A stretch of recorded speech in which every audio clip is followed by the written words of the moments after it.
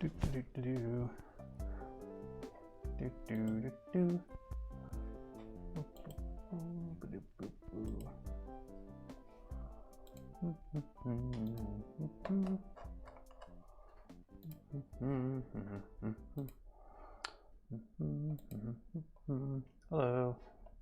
Hello, it's me.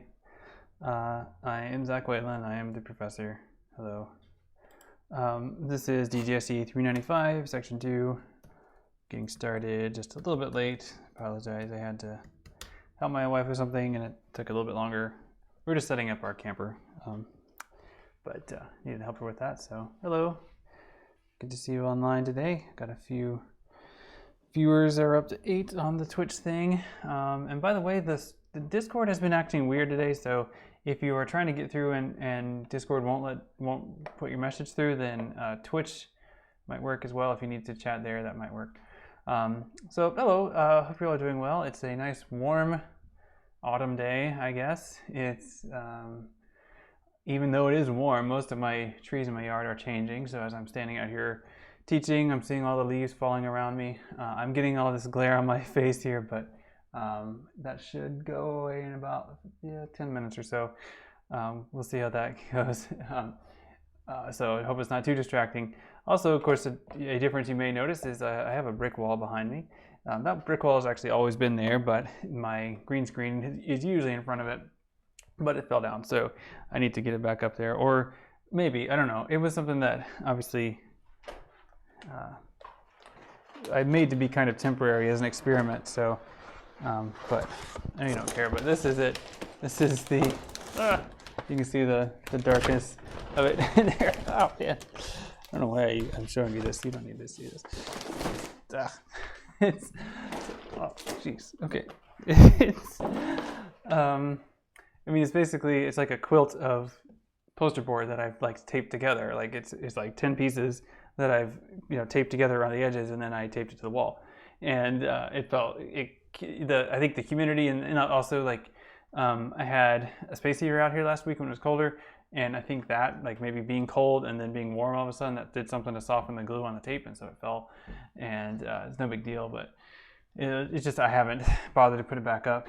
One thing I discovered too is kind of gross is like I had duct tape around the edges, and I gather that certain insects had been trying to get behind it for whatever reason, but they'd been getting stuck on the duct tape. So it was a little like still kind of gross, but a few times the duct tape would be loose and I would like run my hand along the surface of it just to tape it down, and there'd be all these bumps and crunchy bits as I was smoothing down some bugs. A little gross. It's mostly crickets, and I don't mind too much, but it's kind of unpleasant. Okay, yeah, sorry. So I think if I do put it back up, I might do like look into getting a sheet or something that I could actually just nail to the trim piece up there, and that would probably work just fine. And then also let air flow through, so it wouldn't be like a bug habitat. And the issue with the bugs wouldn't be the same, and the humidity. But yeah, that trim piece is probably solid enough to hold up a sheet. It's kind of hard to tell. Well, maybe. Yeah, I just noticed. So it's a piece of pine, and it's being held with nails that have been nailed into the mortar, not into the bricks. So I wouldn't put a lot of weight on that, but I mean, a sheet should be fine, right? Okay, so sorry. Two big things I want to talk about today. The first is peer teaching, and that I'm going to start with that because it's the thing that is probably on your mind first. And so I want to talk about that first, and then for the second part of class, talk about accessibility, which is the bigger topic, just kind of related to where you should be in terms of your project right now. You should be at the point where it's, in terms of design, you've got a pretty good idea what it's going to look like and what it's starting to look like and what the tools you're using give you as options. And so this is something that hopefully you can start thinking about accessibility in pretty specific terms. Let's talk about teaching first. So this is the assignment page in Canvas. It says peer teaching topic 1. Topic 1 means this week. Topic 2 means next week. All of you have an assigned teaching day for both topic 1 and topic 2. Topic 1 again is either this week either Wednesday or Friday. Topic 2 would be next week. Topic 1 is going to be something related to you're going to teach us whatever your project is about. So if your big project is creating a podcast about climate change, then in this week you're going to talk about climate change. Next week you'll talk about podcasting. If you're making a video about social media addiction, this week talk about social media addiction, next week talk about video. If you're making a Twine game about nutrition, this week talk about nutrition, next week talk about Twine. So hopefully that makes sense. I've covered this before, but hopefully that you know what you're going to be teaching. When you look at the assignment page, it has differentiated due dates. So what you see as the due date for peer teaching topic 1, that's when I expect you to be ready to teach that topic. So that's going to be either Wednesday or Friday. This is something that should take about 15 minutes. And the nature of this is such that, it needs to happen on Wednesday. So there's not really going to be any way to make this up or do it later. You really need to do this Wednesday. So you need to be ready to go at the beginning of class at 2:50 for you all, or if any of you from 140 are watching, it's whichever day of class you're assigned to. And the due date, I think, is specified on that timestamp, although I should probably check. Let me see. Yeah, no, it's not. Okay, so that would have been really complicated to differentiate within this. So maybe that's why I set it up to be 140 for everyone, because it would actually end up creating 4 groups of due dates, which is kind of a hassle. So make sure it's ready to go when you show up to class or when you sign on to participate in class on Wednesday and on Friday.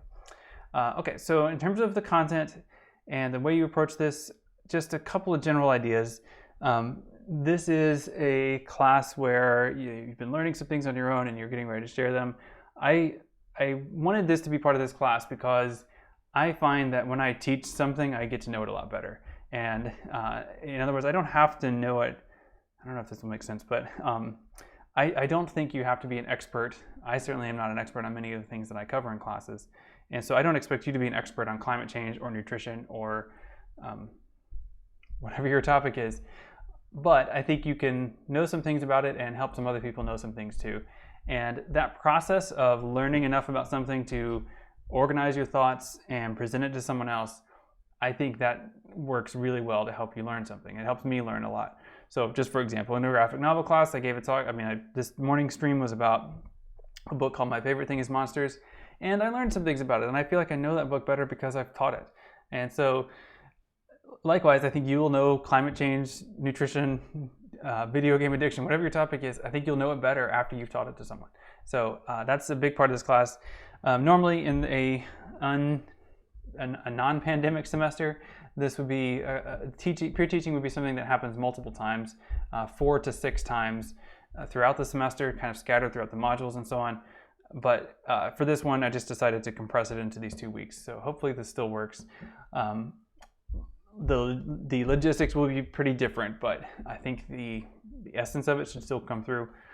So this is an important assignment. It is a big part of the grade, so make sure that you're all in on this on Wednesday and Friday. So let me show you a bit about the options. So there are 3 options that I can think of, and actually there's sort of 2 built into option 2, but you'll see what I mean. If you can think of some other way to do this, that's fine. And you can run it by me, I guess.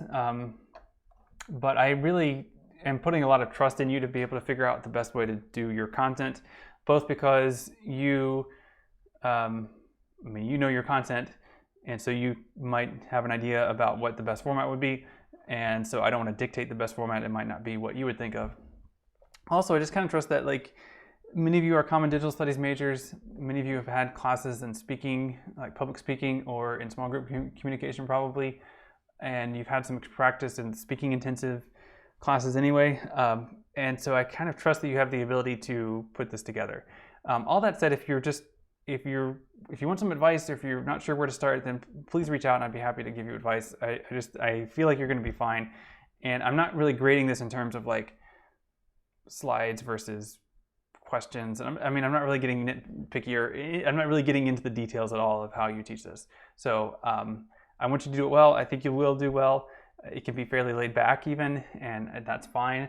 The real test will just be, does it accomplish something? So does your student group that learns from you, do they actually learn something? Do they enjoy the experience? And that's all I'm looking for.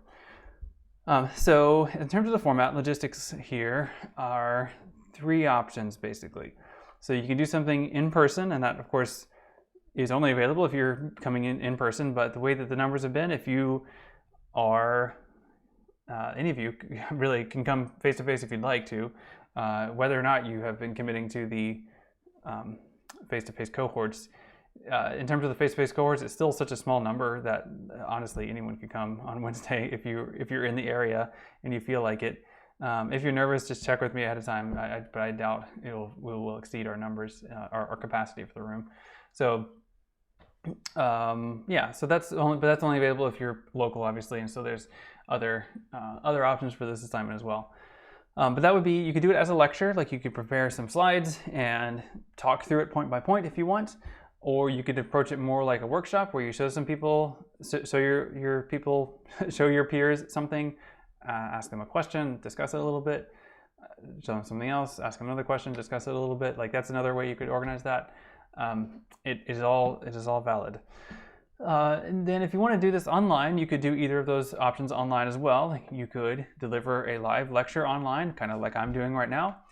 You could use Twitch for that. You could use Discord for that. What I will do is set up a number of voice channels in Discord. And sorry, I just heard a sound. It sounded like maybe something outside trying to get in. So Discord channels, Discord voice channels also have video capability. So that's why you can use those if you'd like, or you could do a Zoom Zoom call, or Whereby, the thing I use for office hours. Kind of like the speaking thing, I trust that as a student in a digital studies class, you can figure out how to get online with video. If you have questions, I'd be happy to give you advice. But I'm not really teaching you how to do that because I feel like you probably already know how to do that, or you can figure it out. Twitch does take a little bit more setup. If you would like some advice about that, I'd be happy to. But again, there's also like lots of ways to figure out how to do that on your own. Ultimately, it's just OBS, and then you get a streaming key from Twitch, and then you just click the button to start streaming, and it just works. So like it's pretty easy. Well, it's easy because I've been doing it, but it's just 2 or 3 steps ultimately. So you can do it that way. Online, having a more workshop kind of thing is kind of, I think, harder. At least it has been in my experience. As a student you are a student who's been taking classes online, essentially, in different combinations of online and in person for a little while now. So you have some experience learning in different formats. So think about what works for you. Like as a student, what do you prefer? And then create your content in a way that you would like to hear it. I feel like having a conversational thing online, I don't know, maybe I just don't do it well, but I feel like it's hard to get it going. It's hard to get a sense of momentum, a sense of like energy around a conversation. It tends to be fairly formal and stiff and awkward, so I don't tend to do it. But if you have found, I mean, maybe that's just me. So maybe if that's something you have found works really well for you, then go ahead, right? Go ahead and do that. Totally fine with me. But yeah, I will just go for the way the Discord voice channels work. I'll just set up a bunch of them, and then the first part of class on Wednesday and then again on Friday will be just kind of figuring out who's going to go where. So it'll just be maybe 10-15 minutes of scrambling around trying to find all that, and then we'll get you in there. But you should be prepared. Like you should be ready to go at the beginning of the class. So finally, option 3, this is a pre-recorded lecture or demo. Logistically speaking, this is the easiest because you record a video, you upload it to somewhere, YouTube is fine, and then you just share the link with your students, and that works. The difficulty there, of course, is you have to do it ahead of time, you have to pre-record it, but that said, you might prefer that simplicity. Like that might be something that isn't a big deal for you if you don't mind recording yourself, but for some of you that might be more of a challenge depending on what your preferences are, what you have access to in terms of equipment or software. So I will say it doesn't have to be a highly edited video. Like you could just record yourself talking through a slideshow if it's more of a lecture kind of thing. That would be fine.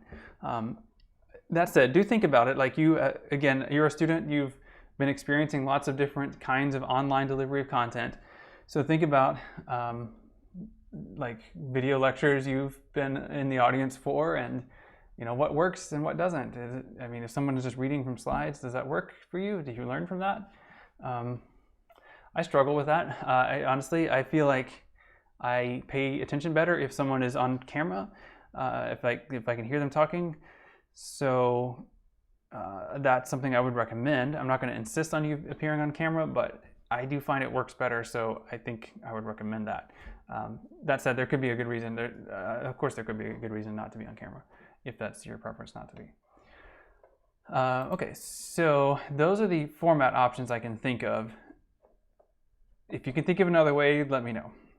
But it should be some kind of, if it's online, it should be some form of video, not just a text chat, right? You can augment, you can combine, but there should be some form of video, audio presentation there for the teaching.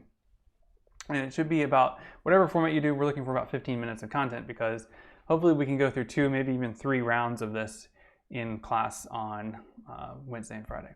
But Wednesday will kind of be our test run and see if things need to be adjusted after Wednesday. We may need to adjust those, so we'll see. Let's see. Hang on, I saw there's some questions now. Let me see. Okay, several people are talking. Let me see what you're doing. Would Google Slides with VoiceOver be acceptable? I think that would work fine. I haven't used that before, so I don't know if you're talking about something built into Slides or something like recording it. Let's see. Oh, so Emily, you're asking about using Google Slides with, if it's a VoiceOver for each slide. I think that would work. I haven't used that feature, so I don't know. Actually, maybe I can pull it up, right? So let's check it out. I was doing this earlier. So like the idea is like you would record it, then you would send somebody the link and they would click through it. So, but as they clicked each slide, they would hear you talking on each slide, and then you'd click the next one, hear that one.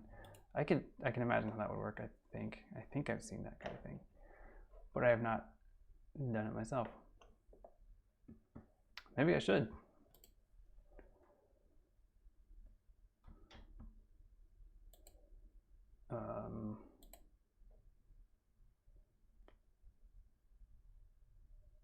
Oh, insert audio like that?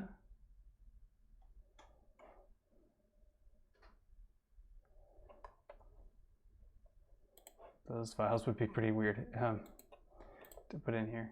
Is that? I don't know if Emily's still watching. Is that how it would work?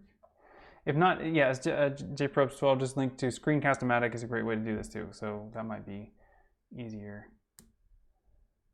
What is Loom? Is Loom another screencast thing? I really like seeing multiple solutions for this. So yeah, okay, recording.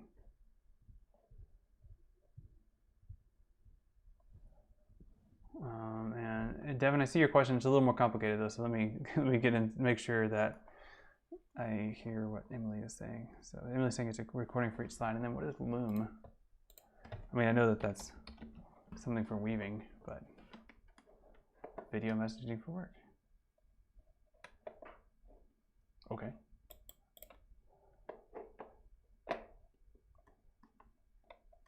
Okay, so now there's, oh, that person is explaining it. Cool. Yeah, I'm not familiar with this one, so this might work too. I will take a look and try it out. But if you've had experience with it and it works for you, then by all means, right? I will check it out. Yeah. So Jessica's saying, actually, I see in Twitch, Jessica's saying she's never used it, done the audio on Google Slides, but it does work. I know it does work on PowerPoint. PowerPoint also will automatically caption videos, which is caption the video that it produces, which is pretty neat. At least I think it does. So that's something that you could certainly try to use. But there should be some kind of like timed experience, right? So that it's actually like 15 minutes of class. I'm thinking of like using that time. So basically that's the idea. And okay, so Devin earlier asked, so basically we are addressing our problem, why it's important, and possible solutions. I think so, yeah. Thinking of your specific one, Devin, I think that's a good way to phrase it. I think it could be, other questions might be, like I'm just thinking of the climate change one, explaining what climate change is, what we can do about it. Like those would be important things to talk about, right? So that's the idea. But in your case, you're talking about the small business marketing idea. So explain the problem, why that's an important thing, and then some possible solutions. Yeah, I think that's great. I would say you don't even necessarily have to get to possible solutions because that's really your project. I mean, you can mention them, of course, but I'm really more focusing on the what is the problem and why is it important for this one. But yeah, I think we should talk about solutions too. Okay, and the other question was, if you're scheduled to come in Wednesday, should we assume that we are doing the in-person presentation option? So no, you don't have to. So if the options to be face-to-face or virtual or whatever, those are available for everyone. So even if you are scheduled to be attending face-to-face on Wednesday and that's your habit, you've been attending face-to-face Wednesday, you can still do this virtually if you would like to, if you would need to. It's still an option. I just need you to commit to one or the other by Wednesday. So if you want to do it, it's more like the face-to-face option is only available for people that are face-to-face, but the virtual options are available for everyone. So hopefully that makes sense, but just decide on one or the other. The other thing, of course, to mention is if you're not teaching on Wednesday, make sure you come on Wednesday. So make sure you're either there face-to-face or you're online during your class time, because these teachers will need students. So make sure that you are there ready to learn something from your peers. Also, like if you're presenting Friday, it would be great for you to see how things go on Wednesday so that you have a little bit more information about how to prepare for your presentation on Friday. So, okay, so I think I've answered all the questions that are there now. If you think of anything else about the peer teaching, let me know, but I do want to move on to talk about accessibility. So I'm going to move on, but get your question in. If you have anything else about the peer teaching, this would be a good time to ask it before I segue so that I don't get confused. And I see Devin typing, so I will say,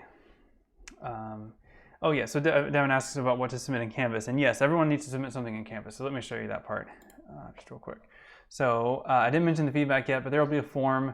I may actually give you a slightly different form, or maybe integrate it in Canvas. This is something you would do after you've been taught. So you, as a student, would do this after your teaching session is ended. So I'll send you this link again on Wednesday, and or replace it with a different link. The thing that you should all turn in is the whatever you have ahead of time. So whatever plan you have, if it's a slideshow, submit the slideshow. If it's a video, submit the video. If it's just a list of, if it's a lesson plan for a discussion, whatever documentation you have, submit it before it's due, which is at 1:40 on Wednesday. If you're in the 250, you all are in the 250 session. If you need to wait until 250, that's fine. But as much as possible, try to get it in before 1:40 if you can, just so it's all showing up and I can take a look at it before you present it if I need to. But mainly it's just a way for you to demonstrate that you had a plan, that you came in with a plan, that you didn't just come in and make it up off the top of your head. All right, I want you to do some things ahead of time. Cool, so I think that is the last question. So I'm gonna move on to accessibility, and I'm gonna do that by way of this. This is a slideshow, and a little bit about this slideshow. This is actually produced by Allison Grimes, who used to work at UMW in the Office of Disability Resources. She has since moved to another university, so she is not here to give you this presentation, and I'm hope she doesn't mind me presenting her slides. I'm sure she's fine. I should probably check with ODR though to see if they have an updated version of this, because they did produce this presentation for my class, for this class, and so they may have a few updates for it. I do know of one update, and that I will share with you. But this is about creating with accessibility and inclusivity, and I like the way that they phrase this, that Allison phrased this, because we want to make our work accessible, but another way to think of that is like we want to include everyone in our work. Like we want to make sure that we are reaching as many people as possible, not because we want more eyeballs on our content, but because that's the right thing to do. Like we are creating content that we think is good, that in many of your cases has to do with issues around justice and fairness, morality. These are important values that we want everyone to share, and so we want to make sure that we're not accidentally excluding certain people from those values that we've identified in our work. So let's talk about this a little bit. This is approached kind of like a series of questions to ask yourself as you're preparing for something like this. And the biggest question that you should ask yourself, you've already answered. So this is, and I've kind of answered it for you, actually, but this is your work public or is it private? And in the normal sense of this definition, just like writing a paper and submitting it to your professor, that would be considered private. Putting something on the web or YouTube or the App Store, anything like that is public. There are degrees of public, right? I mean, putting something on YouTube and marking it as unlisted is somewhat less visible than something that's fully public, but it is all technically public, and therefore it is necessary to think about it in terms of the Section 508 of the Americans with Disabilities Act. And that's described here. There's some links elsewhere in this document that have really detailed explanations of things, but the point is that it's there. It is the law, and it is something that we should be striving toward.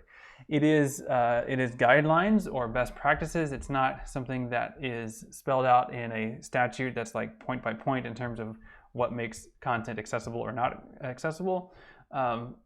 So if you're complying with the spirit of it, you're not going to be fined, or you're not going to face any legal action.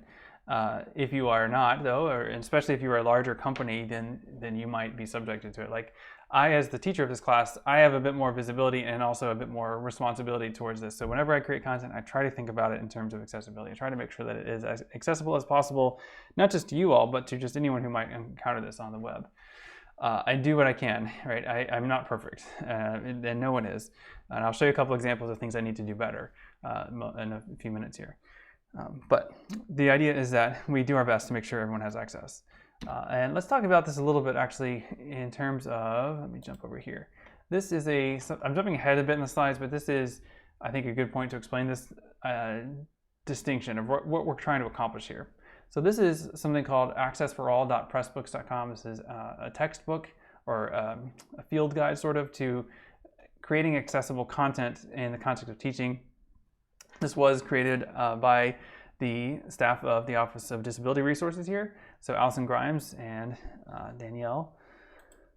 Oh, what is Danielle's last name? It's on the cover page, I think. Let me see.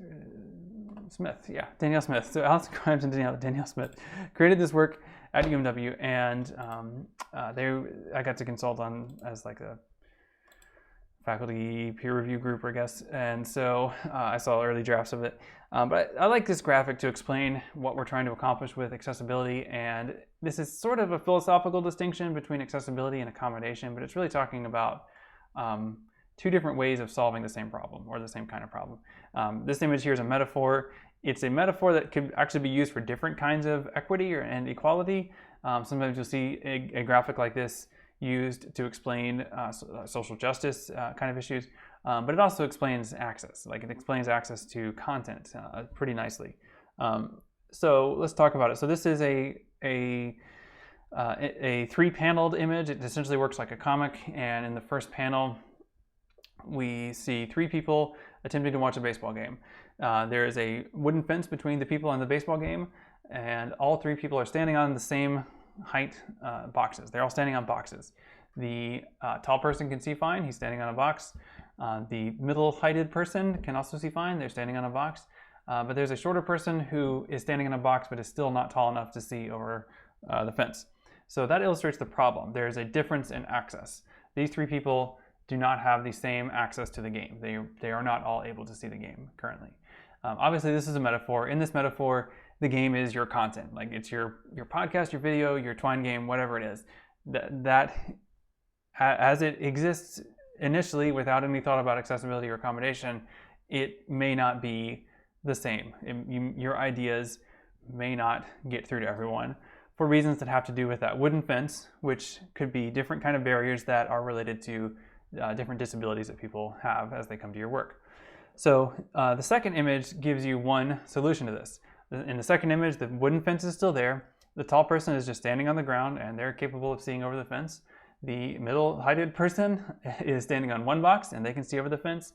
And the shorter person is standing on two boxes and now they can see over the fence as well. So the second panel here means accommodation, meaning that some people need a little bit more, and so we've provided that little bit more for those people, and now everyone can see it. So that is one way to solve some of these problems, and this is accommodation. Accessibility is the third panel. In the third panel, the wooden fence has been removed and everyone can see the game. The wooden fence has been replaced with a chain link fence, so it still accomplishes the goal of keeping people from running onto the field, but it's a chain link fence, everyone can see through it. So the barrier has actually just been removed. Instead of creating different ways to see over the barrier for those who need it, the barrier has just been removed entirely. Which one of these which approach is appropriate for your project is hard to say ahead of time. Like, we may not know, but you may find yourself, if accommodations are increasingly difficult or cumbersome, or it's just too much to kind of different kinds of things are too hard to keep track of, then that's definitely a good opportunity to rethink the central barrier that your work has and evaluate whether it makes sense to keep that barrier in place or not. It might be better to remove that barrier entirely. And I will say, most of the time, if you can remove that barrier entirely, it will benefit everyone. Everyone will benefit from that. Certain kind of barriers, it's just you can't. Like, if you're making a comic, it is designed that's a visual medium, and someone who has low vision or no vision, you really just have accommodations. Like, you can't replace that image with just text or an audio description. You can accommodate them by giving them access to the content in different ways, or the ideas or the narrative or whatever in different ways. But it's definitely a situation where an accommodation is appropriate, and there's just really, even with our best intentions, you just can't really take away that barrier. But you can help people over it, right? So this is kind of philosophical, but we will get practical in a moment here. So let's talk about audiences. In many cases, you all in your proposals talked about audiences in terms of as many people as possible. And so in some cases, you could be pretty targeted, like high school students or UMW students or adults or children. And these are different audiences with different concerns and different types of rhetoric that you would use to appeal to them. And I think you all are thinking of that pretty well. But let's think about the different kinds of disabilities that people in those audiences might have. So these are some numbers here. I feel like you might want to reorganize this slide a little bit. But 2 out of 3 of every 1,000 children are born with some hearing loss.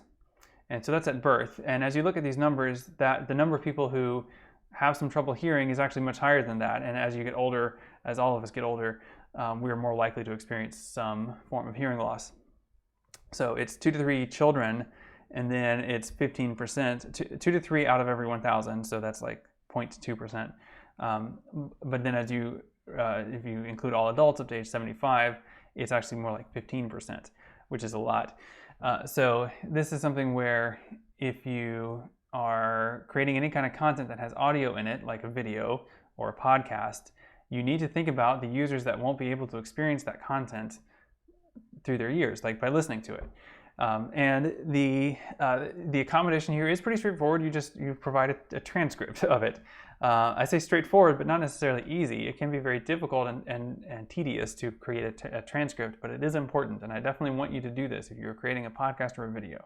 I'll show you some ways to do it, but you have to do it. Like, it's really important. And it's also going to improve your content, I think, if you take that step to really create a good transcript for it.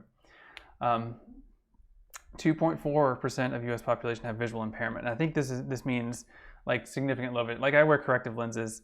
I mean, my prescription isn't that intense. But other people, like my wife, has much higher prescription. She would have a harder time looking at some of the same things that I see just fine with my glasses off. I think that illustrates that there are degrees. Like, there are degrees of disability and impairment in terms of visual access to things. So if you make something that is accessible for someone with low vision or no vision, it's going to help out a lot of people that don't necessarily identify themselves as having low vision or experiencing low vision, but might have some kind of impairment and benefit from it. But also, like, I've noticed, and I have very little visual impairment, but sometimes I'm looking at a web page and like I don't know what's going on. I don't know where to click. I don't know where to start. So this is something that if you have designed to kind of meet the lowest common denominator in terms of visibility, and I just mean low in terms of the math metaphor there, but in terms of the lowest visual access, if you design from that point of view first, it's going to benefit everybody. Like, everyone's going to experience your content better and more easily if you design for access from the beginning. Okay, so some numbers. The point is here that this is a lot. I mean, these are many people, thousands of people. These are people at UMW. This is many of you that have different kinds of disabilities along these lines. So these are real people. These are people that you want to reach as you're creating your content. So make sure you're not accidentally excluding them. right? So that's both a rhetorical reason and a moral reason. Like you want to include people in your audience. Okay, so in thinking about the specific barriers of access that you may have, here are a couple of ways to kind of think about how someone might interact with your item. So thinking about, if you recall, the usability, that also kind of broke down the nuts and bolts of what people are doing with your content. This kind of extrapolates that a little bit to be a bit more abstract. So in terms of navigation, do they have to use a mouse, or is there some other way that they might interact with your content, like using a keyboard? If they are, if they need to access your content visually, can they access this in different ways, and can they access this in a safe way? If this is something that someone needs to access by listening, does it include something for someone that can't listen to it or needs to read it? Again, notice that many of these suggestions here will help many users, right? So this one, let's start with navigation. So I'm using a mouse right now. I'm using my hand to move the mouse around. For some people that have disabilities related to dexterity, that might be tricky. So if your work is set up so that it can only be accessed by moving a mouse around and clicking on something, then that is, and this is just a Twine game. I'm showing this just as an example of a Twine game. I think this one is pretty good, but you see how it works. You click on it. If this were the only way for me to move from slide to slide, that would be a challenge for some people who had a hard time aiming a mouse or pointing at it, or perhaps they're using a stylus and a touchscreen. That might be hard. Thankfully, this is a Twine game that is done well. So if I just hit let me get started here. If I just hit the tab key, watch what happens to the next link here. When I hit the tab key, the next link is highlighted with a sort of dotted outline. And then if I hit the space bar or return, hit return, and then it goes to the next, it clicks that link, or it activates that link. Again, I'm not using my mouse at all, so I hit tab. I can go tab there now it's highlighting nothing, or it's focusing on nothing. That's the browser software terminology. I can hold shift to go backwards, right? So I can move to this page very easily just with my keyboard. And this is actually, I think, just automatic within Twine. Twine is HTML, but it's an unusual kind of HTML, so it doesn't have some of the same considerations that web design has in terms of like structured headings and so on. But as far as what's called tab indexing, it does that automatically quite intuitively. And so you can tab through things back and forth. What is the function of a sheriff? To keep the law, to maintain order. Let's go with help people, right? Okay, so you can see how that works, hopefully. It also, like tab indexing also is how software works. I don't know if you can see this in the stream, but as I tab, I don't think you can see it, but it's tabbing through different buttons in the interface to the browser. So like the reload button, the home button, all those are also getting selected as I tab through it. Oh, it is. I think it is showing up. Yeah, you can see, so the download button is highlighted now. This is something that's built into a lot of software, and it's so that you don't have to use a mouse. And sometimes, like, I don't know if you've ever had a mouse go dead, kind of useful to be able to still work with things using a keyboard. So, or it's also just faster sometimes. Cool, okay, so let's take a look. This is a video I'd like to show you. It's only a few minutes long, and I'll just show you the first part of it anyway. This is going to demonstrate a kind of software that someone might be using to access a website if they can't actually see it. So let me click on the link here and show you this. And this is produced by, well, I'll let the person in this video introduce themselves because they do, but let me make sure the audio is correct here. And let's just watch this for a few minutes so you can see how this works. This is Mark Sutton from the University of California, San Francisco's IT Web Services Department. Here today with a brief tour of screen reading technology. I'm a blind person who has been using screen readers, braille writers, scanning equipment, other adaptive technologies since my childhood. What a screen reader does is, for example, I'm going to start to read this page. Navigation 1. Link, University of California, San Francisco. Link, about UCSF. Link, search UCSF. And what I will now do is slow down the speech rate. Rating percent, 75%, 70%, 65%, 60%, 55%, 50%, 45%, 40%. Link, UCSF Medical Center. So as I was about to say, a screen reader converts what's on a computer screen into information that can be displayed through synthetic speech or braille output. And it does that by allowing you to use a computer instead of a mouse, a computer keyboard instead of a mouse, You can also use a Braille display as an input device.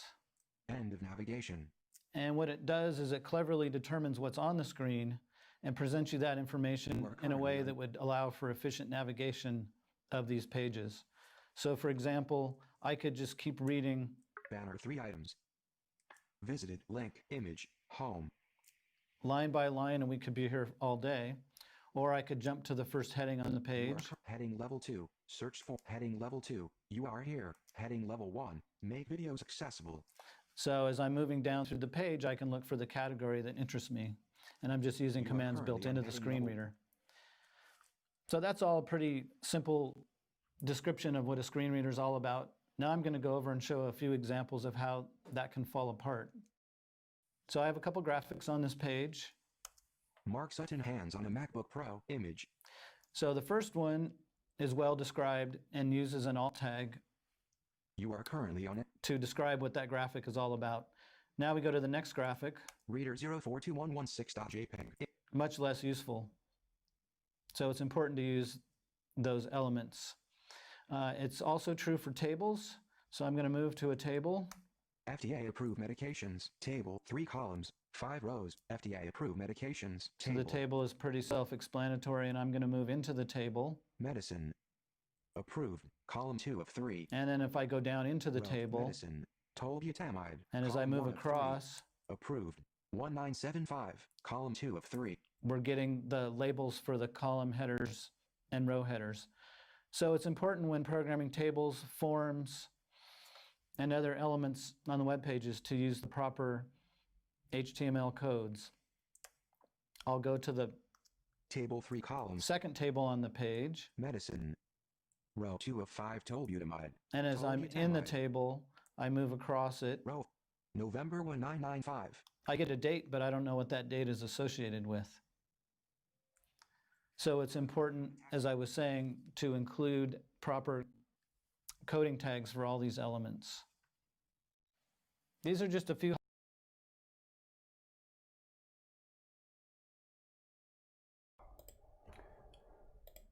Okay, I'm back. So yeah, I thought it was really useful as a video just to see how that actually sounds and looks to someone using that software. I think it's really interesting. At the beginning, you hear it playing back at the speed that user is used to, and so I imagine as you have used this kind of software for a while, you get used to and good at kind of picking out the important bits of audio when it reads fast like that. I think that was pretty interesting. Also, like the video showed briefly like a Braille display, which I think is really interesting. I've never seen one in person, but I'm curious about how those would work.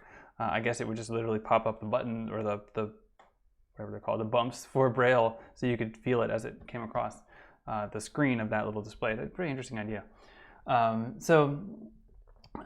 In terms of a couple things, right? So this checklist for accessibility is really something to think about if you're doing any kind of web content, and many of you are. So if you're making an app or if you're making a website, which is that probably comprises half of you, you should definitely be checking for these things.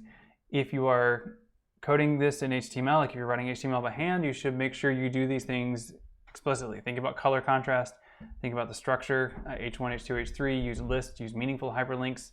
So like basically write good, semantically valid, good content for the web. Use alternative text for images, charts, and graphs. So definitely do those things. If you're using WordPress to create your site, which is acceptable, and I've said that's fine, don't assume that WordPress is doing these things for you. Like don't assume because you've picked a theme that theme was designed well or designed with accessibility in mind. It may not have been, and many of them are not. Many of them, in my experience, are actually pretty bad in terms of color contrast, for example.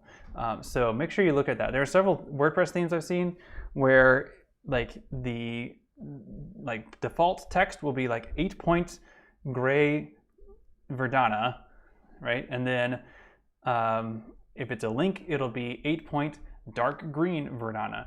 And it's very difficult to tell the difference between those. And I'm someone who doesn't have any like visual impairments other than glasses. But I've seen websites, even from websites being used by people who should know better, that it is very difficult to see the links. I always say change at least 2, if not 3 things about the links. So it's not just a different color, but it's a different color and it's a different weight, like bold and it's got a decoration like an underline, and like it responds if you hover over it. So maybe 4 or 5 different visual markers that it's a link. You don't want there to be any doubt. You don't want to have your user spend any time kind of squinting at your page to figure out what to do. And that's something that happens all the time. So make sure that your content is designed well. Videos, got to do captions. You got to do transcripts for videos or podcasts. Again, I think that's straightforward, but tedious. A way that I like to do it is, you can see here, this is a video I've published that I have not completed the transcript for. I should. It's a draft, but this is a video I did over the summer for my creative coding students. So I guess some of you were in that class, so you might remember this video. This is how it looks, and YouTube, I guess, has recently changed this, because when I did this before, it used to be, or maybe it's different. Oh yeah, so this is how it used to look before. Slightly different, but it has attempted to figure out what I was saying. But as you can see here, it doesn't do things. It doesn't do punctuation. It sometimes guesses on proper names.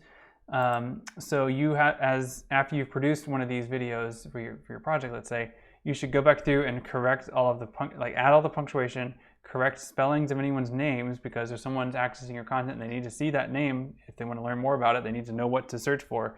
So you need to make sure things like that are correct. So these are the things to check for. It's pretty easy compared to other things. Back in olden times, I had done in grad school. I did do some transcribing the old-fashioned way with a VCR and just a play button and a pause button, and it is very tedious. But this is much better. So totally use this, right? This is actually probably a good way to do this, even if you're just doing a podcast, right? I mean, you put it in here, let YouTube take the first crack at it, and then come along and clean it up. And that's much easier than just creating it from scratch. You may find there are a couple other services that do this. Otter, I think it's otter.ai is a service that does this. You may want to try experiment with that and see if it gives you better results than YouTube does. Wouldn't hurt to try anyway. But do something. Do one or the other. Make sure you've done something. Okay, something else you should check, and then I will wrap it up because I know I'm over time. This is a tool called Wave. It's a web accessibility evaluation tool. So this is not infallible. It's not, if it passes the test here, it doesn't mean it's perfectly accessible. If it fails the test, it doesn't mean it's inaccessible. But let me try it with a particular website that I'm working on right now, new.dgst101.net.